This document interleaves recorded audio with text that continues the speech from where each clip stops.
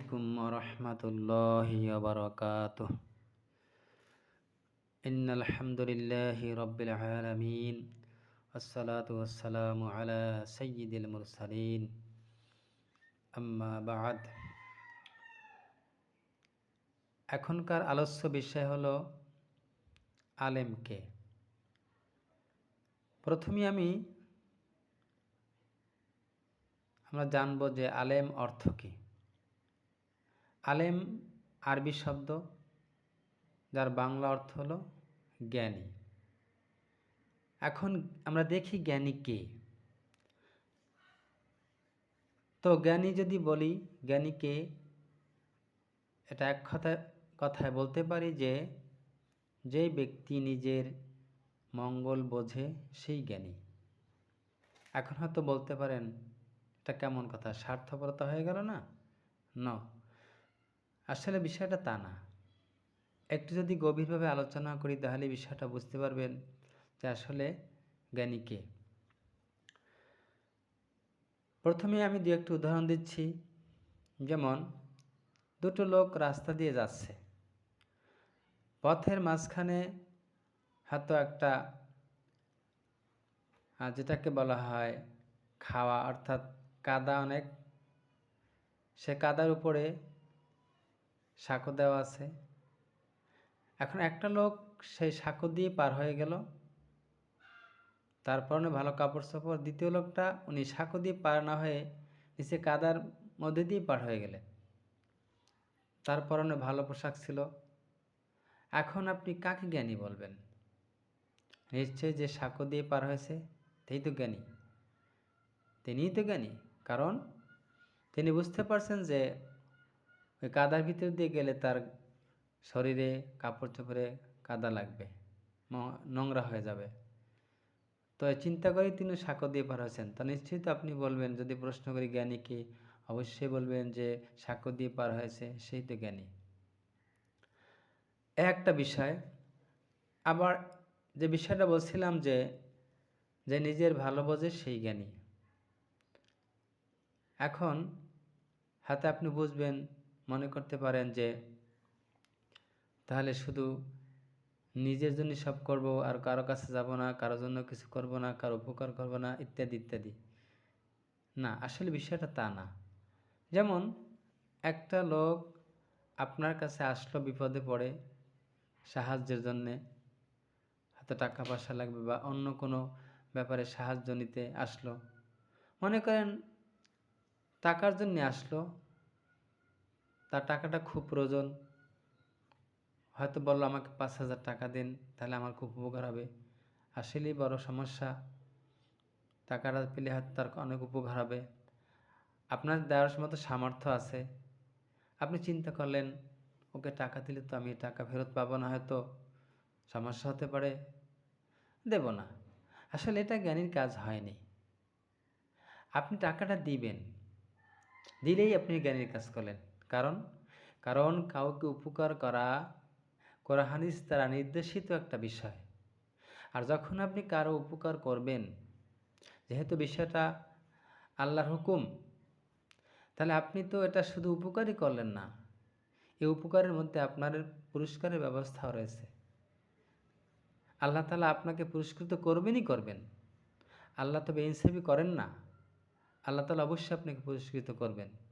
সুতরাং আপনি তো লাভবান হচ্ছেন। এখন সেই লাভটা, এই পুরস্কারটা কোথায় দিবেন? পরকালে নিশ্চিত পুরস্কার আপনি পরকালে অবশ্যই পাবেন, আবার দুনিয়াতেও দিতে পারেন। পরকালেরটা নিশ্চিত, ওরা তো আছেই, কিন্তু বিনিময়ে দুনিয়াতেও পেতে পারেন যদি আপনি তাকে এই 5,000 টাকা দিয়ে সাহায্য করেন। আর যদি সে আপনাকে টাকাটা নাও দেয়, তাহলে তো আপনিও ক্ষতিগ্রস্ত নন। আমরা হয়তো মনে করি যে আসলে আমি ক্ষতিগ্রস্ত হয়ে গেলাম, 5,000 টাকা আমার ক্ষতি হয়ে গেল। আসলে এরকম চিন্তা করাটা জ্ঞানীর কাজ নয়। একদিকে পরকালের পুরস্কার অবশ্যই আছে।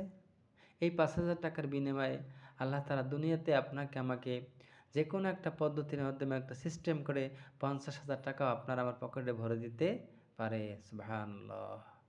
এইটুকু বিশ্বাস যদি না থাকে তা আপনি মুমিন না। এটুকু বিশ্বাস তো থাকতে হবে। তাহলে কি বোঝা গেল যে আসলে অন্যের উপকার করা নিজের ক্ষতি, সাময়িক হয়তো ক্ষতি মনে হতে পারে, আসলে আমাদের কাছে হয়তো অনেকের কাছে ক্ষতি মনে হয়, আসলে বিষয়টা ক্ষতিকর না, বিষয়টা অবশ্যই লাভের, কোনো সন্দেহ নেই।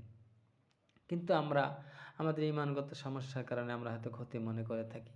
তাহলে এটাই তো জ্ঞানীর কাজ। এভাবে আসলে বিভিন্নভাবে মানুষের উপকার করা, এই ধরনের কর্মকাণ্ডগুলো করা, এটাই আসলে জ্ঞানীর কাজ। আমরা সমাজে বিভিন্ন মানুষকে জ্ঞানী বলে থাকি, যেমন কেউ ডাক্তার হলো, ইঞ্জিনিয়ার হলো, বিএ এমএ পাস করলো, ডক্টর ডিগ্রি অর্জন করলো, কামেল পাস করলো, ইত্যাদি ইত্যাদি, অনেক শিক্ষিত হলো, আমরা তাদেরকে অনেক সময় জ্ঞানী বলে থাকি। আবার দেখা যায় গ্রামে এমন অনেক মানুষ আছেন যাদেরকে সমাজের মানুষ সবাই সম্মান করে, শ্রদ্ধা করে, ভক্তি করে, কোনো সালিশি ব্যবস্থায় তাদেরকে ডাকে, তাদের ছাড়া সালিশি দরবার হয় না, তাদের বিভিন্ন সমস্যার সমাধান করে দেন, ফয়সালা করে দেন, আমরা তাদেরকে জ্ঞানী বলে থাকি। আবার দেখা যায় এমন কিছু লোক আছে যারা মানুষের এমনভাবে ক্ষতি করে যে মানুষ বুঝতেই পারে না, তাদেরকে আমরা জ্ঞানী মনে করি যে অমুক লোকটা খুব জ্ঞানী। আসলে এই যেই উদাহরণগুলো দিলাম, আসলে এই জ্ঞানের এক পয়সা দামও আল্লাহর কাছে নাই, আর এ পরকালে এর কোনো উপকারিতাও নাই। দুনিয়াতে হয়তো আমরা জ্ঞানী মনে করি, তবে এই কাজগুলো যদি ইমানের সাথে হয় তাহলে হয়তো পরকালে উপকারিতা আছে। কিন্তু যদি একটা লোক অনেক জ্ঞান, অনেক পড়াশোনা করলো, হাদিস পড়লো, কোরআন পড়লো, দুনিয়ার অনেক জ্ঞান আছে, কিন্তু সেটা পরকালের জন্য কোনো কাজে আসলো না, পরকালে কোনো উপকার করতে পারলো না, এটা তো জ্ঞানীর কাজ নয়, এটা জ্ঞান নয়, এখানে জ্ঞানীর কোনো কিছুই নাই। তাই তো বলছিলাম যে যেই কাজটা জ্ঞানী হলো সেই ব্যক্তি যে নিজের মঙ্গল বোঝে, যে নিজের ভালো বোঝে, বিশেষ করে পরকালের মঙ্গল। কারণ পরকালের দুনিয়ার মঙ্গল তো ক্ষণস্থায়ী, হলে তো ভালো, না হলে তা নিয়ে ভাবার কোনো দরকার নেই। আসল লাভ তো পরকালের লাভটা তো দীর্ঘস্থায়ী, যার কোনো শেষ নেই। সুতরাং ওই ভাবনা ভেবে যে কাজ করে সেই হলো আসল জ্ঞানী। এখন আমি যে বিষয়টা বলতে চাচ্ছি তা হলো যে আমাদের সমাজে আলেম বলে অনেকে, যারা মাদ্রাসায় পড়াশোনা করে ফাজেল কামেল পাশ করে তাদেরকে আমরা আলেম বলি, যার বাংলা অর্থ জ্ঞানী, যেটা এতক্ষণ বললাম। তো আর আলেম বলতে আমরা এদিকেই মনে করে থাকি যারা পড়াশোনা করছে, হাদিস কোরআন মাদ্রাসায় পড়ে বিএ ফাজেল কামেল পাশ করেছে, হাদিস কোরআন শিখেছে, এদেরকে আলেম মনে করি। আসলে এদের মধ্যে সবাই কিন্তু আলেম না। কারণ একটা জিনিস বুঝতে হবে যে কোরআন হাদিস পড়লেই সবাই আলেম হয়ে যায় না। আলেমের কিছু গুণাবলী আছে, সেই গুণাবলী যদি থাকে তাহলেই তাকে আলেম বলা যেতে পারে, এছাড়া কাউকে আলেম বলা যাবে না। বরং আলেম বললে আরও গুণ হবে। এখন বলতে পারেন আলেম বললে গুণ হবে, অর্থাৎ আলেমের যদি গুণাবলী তার মধ্যে না থাকে তাহলে তাকে আলেম বললে গুণ হবে। কীরকম? যেমন একটা উদাহরণ দেই, আমরা যেই মসজিদে যেই স্থানে সালাত আদায় করি তার নাম কি? মসজিদ। এই মসজিদ নামটা কে দিয়েছেন? দুনিয়ার কোনো মানুষ দেয়নি, আল্লাহ তাআলা নিজে দিয়েছেন। আল মসজিদুলিল্লাহ, সমস্ত মসজিদ আল্লাহর জন্য। অর্থাৎ তাহলে মসজিদ নামটা আল্লাহ তাআলা নিজে দিয়েছেন। সুতরাং কেউ যদি কোনো পূজার মণ্ডপ, প্যাগোডা বা গির্জাকে যদি কেউ মসজিদ বলে, তার কি স্বভাব হবে না গুণ হবে? নিশ্চিত তার গুণ হবে।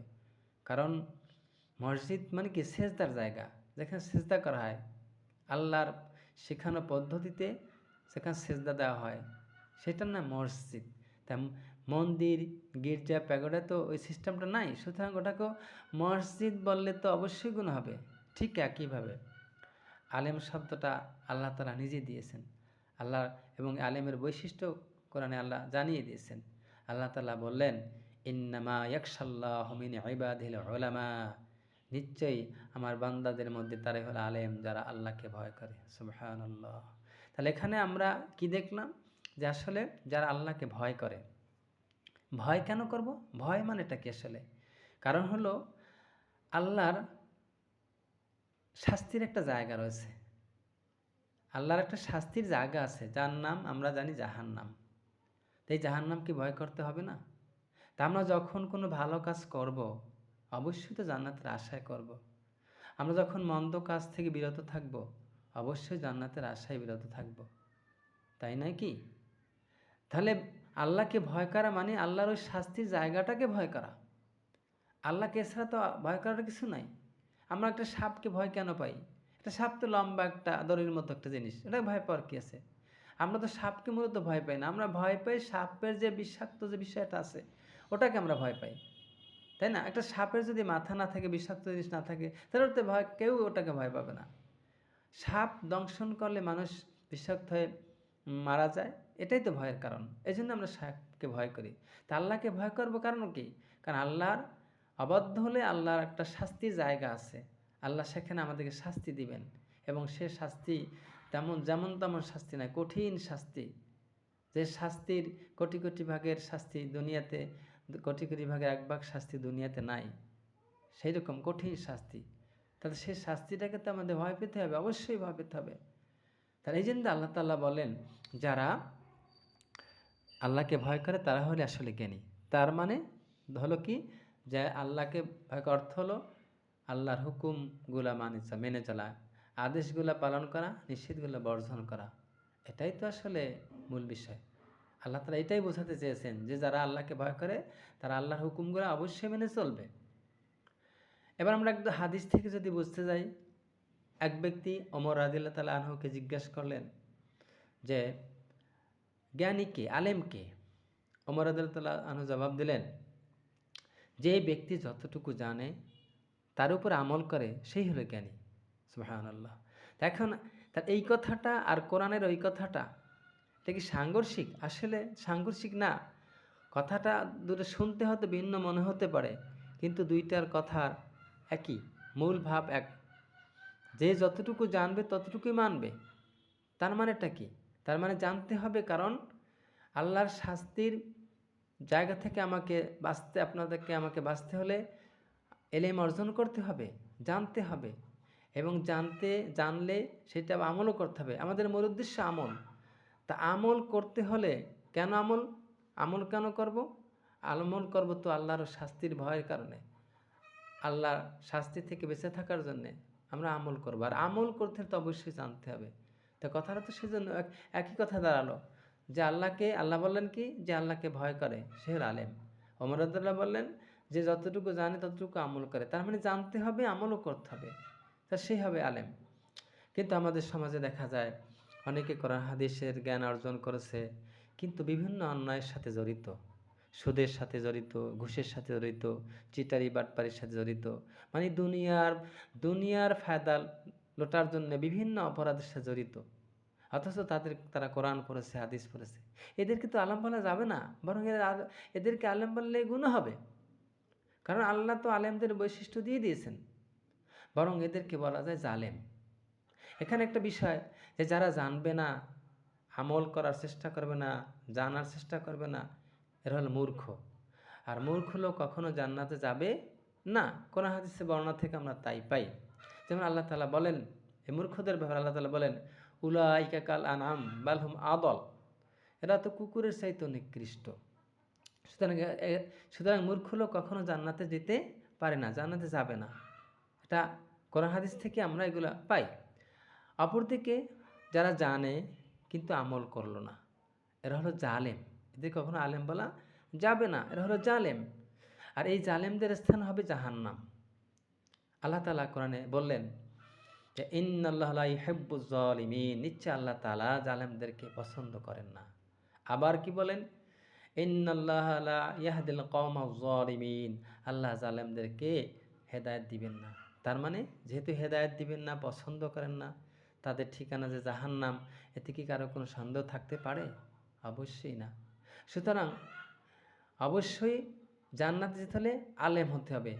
আর এই আলেম হতে হলে যে শুধু মাদ্রাসায় পড়াশোনা করতে হবে, বিষয়টা এমন না। কোনো সাহাবীদের সময় তো কোনো মাদ্রাসা ছিল না, তারা কি আলেম না? তারা সবাই আলেম, তারা সবাই জান্নাতে। সুবহানাল্লাহ।